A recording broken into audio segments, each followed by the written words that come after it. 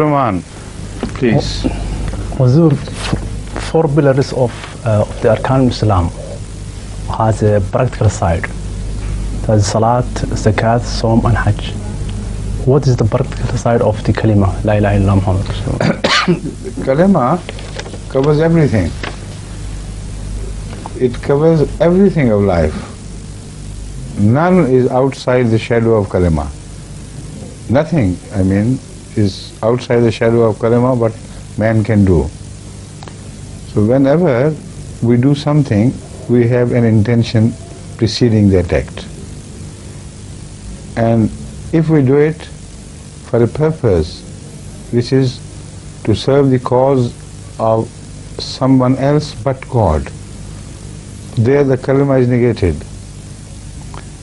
So it is impossible for you even to conceive a moment outside the canopy of kalima. It goes on witnessing over you. It goes on declaring you, now you have broken the promise, now you are keeping the promise. And the whole life is covered, so this is the greatest of ibadat. In namaz, in prayers, you appear quite often, of course, but some people say their prayer in Zohar, for instance, for 15 minutes, some for 20, some take half an hour or more. But altogether, it's a very small part of the entire 24 hours that one spends in the prayers, except for some specially holy people who wake the nights and so on. But overall, in man, it is very little that you spare for God out of your time of 24 hours. But in Kalema, you can't run away. Every moment is under the sway of Kalema.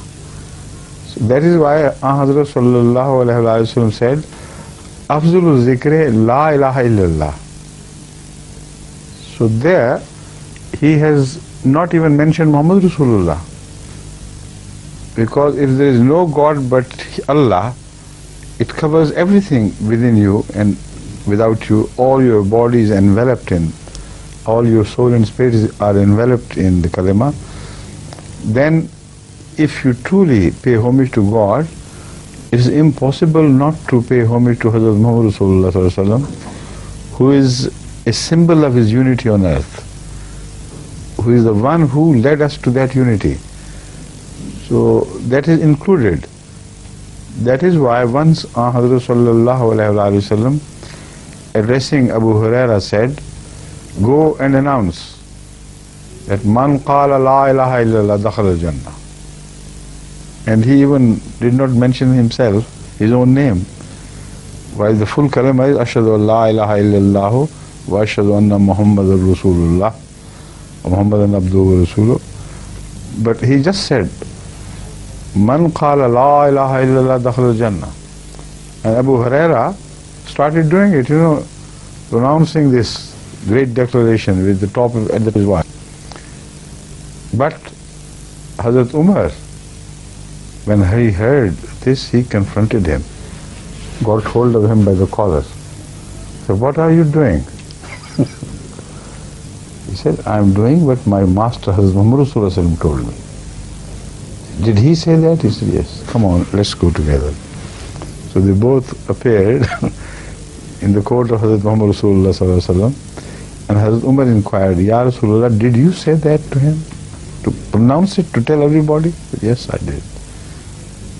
He said, yes, I agree, I know now, but please, this, if he goes on doing this, it may mislead the people who fail to understand the deep significance of this.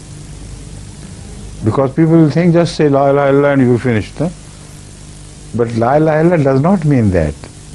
It requires a whole supporting action and righteousness of man, which commands every aspect of human action, human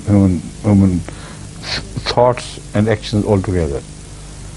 So that is the significance of kalima. So it is a practical thing, it is not just an imaginary thing. That is why it's included in that part of Muslim faith which is belongs to the actions.